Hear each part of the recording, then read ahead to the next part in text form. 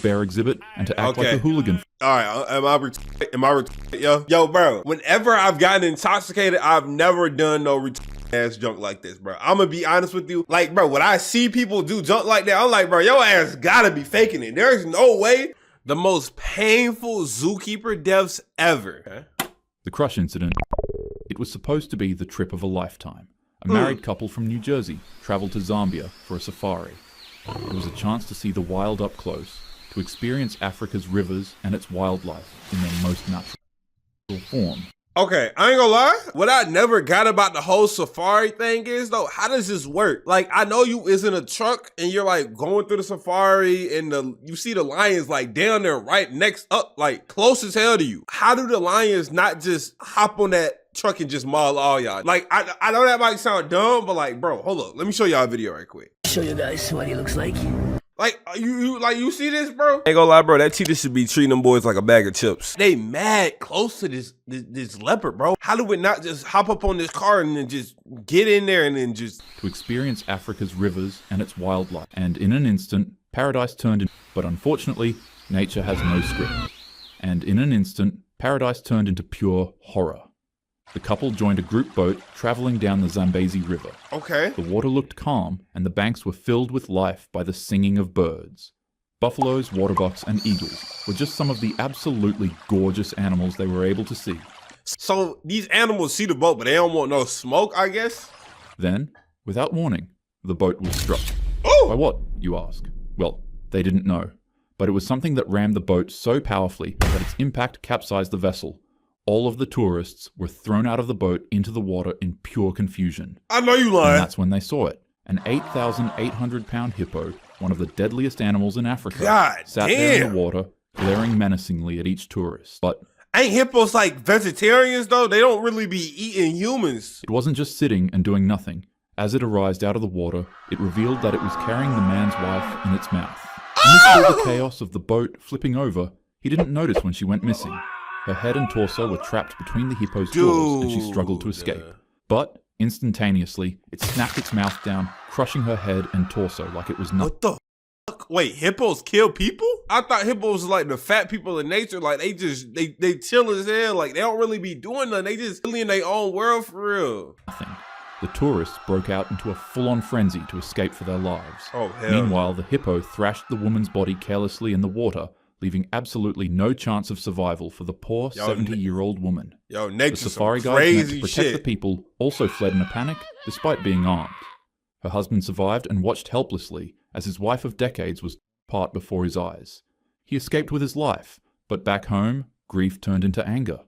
The man later filed a lawsuit against the safari tour operator, arguing that negligence and poor safety measures left his wife vulnerable in one of the most dangerous waterways on Earth. I mean, I get you. I get what you're saying, man. You got to get that bag some way because they did just basically rob you of your wife of decades. But at the same time, fuck did you want them to do? You want them to tell the hippos, hey, man, y'all can't come in y'all own late, bro. We got a tour going on. Go ahead, skedaddle. Like, that's just not happening. You know what I'm saying? But I understand where you're coming from, though, bro. Get that bag. I hope you win, too. But lawsuits don't bring closure. They don't erase the image of the river, the overturned boat, or the hippo that ended it all. It's important that tour operators prioritize safety. Choosing thrill over precaution puts lives at unnecessary risk and causes irreparable damage. When companies like these fail to respect nature's boundaries and defend the human lives they swore to protect, it's important that they're held accountable. Exactly. I agree. But I think at the same time, though, they probably did that route probably 100 different times and nothing like that has ever occurred. So it's not something that you can foreseeably see, but it's something that you should be prepared to do something against if it happens. Do you understand what I'm saying? I hope y'all understand what I'm saying. Versus bears. The Belgrade Zoo was never meant to be a crime scene. But during the city's annual beer festival, the line between celebration and catastrophe vanished. Beer festival, okay. A 23-year-old drinking one too many beverages would begin enjoying himself a little too much at the festival. As he walked around the zoo, intoxicated, he would stumble across a bear enclosure. The man would look left and look right and see that nobody was watching. For him, he was set on making his festival a whole lot more awesome. He decided to climb into the bear exhibit and to act like a hooligan. All right, am I yo, bro, whenever I've gotten intoxicated, I've never done no ass junk like this, bro. I'm gonna be honest with you. Like, bro, when I see people do junk like that, I'm like, bro, your ass gotta be faking it. There's no way that little ass Drake hitting you that hard. There's just no way. Right, and see that nobody was watching. For him, he was set on making his festival a whole lot more awesome. He decided to climb into the bear exhibit and to act like a hooligan for a bit. As he finished his shenanigans and got ready to leave the enclosure, Masha and Misha, two massive brown bears, approached him. You could probably already guess what happened to the man at this point, but to tell you anyways, one of the bears swiped at his face with a force so powerful that it obliterated it. The man panicked, but without a second to waste, the bears quickly attacked him. By the time zookeepers stumbled across the bear enclosure, they confusingly found the man's clothes laying neatly to one side. Upon further investigation, they were horrified when they found the two bears in their feeding corner devouring half of the man's body together. The zoo staff tried to recover what was left of his body, but the bears fought viciously to protect their grim prize. Yeah, y'all got it, bro. Investigators pieced together what happened. Scattered inside the cage were beer cans, stones, bricks, and even discarded mobile phones. The conclusion was grimly obvious. The man likely had too much to drink. Yeah, he got naked before he got in the cage, though. His clothes were neatly placed on the side. Climbed into the enclosure during the festival. The zoo's director put it bluntly. It must be that, because only an idiot would jump into the bear cage. Damn. For the man, sadly his night of drinking ended not with, but rather with fangs and claws. Drink or no drink, don't climb into cages. Facts. The flattening incident. On January 14th, 2011, a 33-year-old elephant handler was going through routine training with Edie, a 26-year-old 8,000-pound African elephant. Damn, 26 The animal had been taught crazy. to respond to commands, to shift when directed, to walk when told. Which, honestly, giving an elephant commands like it's a little puppy dog is actually pretty cute. But the only Okay, I ain't gonna lie, that's cool and all, but the thing about it is, though, in my opinion, bro, can you imagine living your entire life just in a fucking cage, bro? That gotta suck, dog. The difference between a puppy and a 4-ton elephant is, well, 4 tons. And when you're dealing with those 4 tons inside of a narrow stall full of steel bars, there is no room for error. After receiving a command, Edie shifted her massive body backwards. Oh! But, inconveniently enough, the woman was suddenly pinned behind the elephant. The gargantuan animal pressed her into the metal bars of the enclosure, trapping her under several tons of force. What was a bit of a minor annoyance quickly transformed into panic when the woman realized that the elephant was still moving backwards. Her face pressed against the steel bars of the stall, and her body began getting crushed between the weight of the elephant and the building. Another handler showed up, and upon witnessing the situation, they quickly shouted commands desperately to get the elephant to move. The elephant finally obeyed, but not before flattening the girl against the metal bars. When the elephant walked forward, the woman's body fell to the ground, crushed, flattened, and broken. She was quickly rushed to the hospital, but unfortunately there wasn't much that doctors could do to save her. Damn, Zoo officials later called it a tragic accident, saying Edie was simply responding to her training. Experts like Jack Hanna explained it plainly. When something up to 4 tons pushes you against a wall inside tight quarters, you simply just don't have a chance. You don't. 39.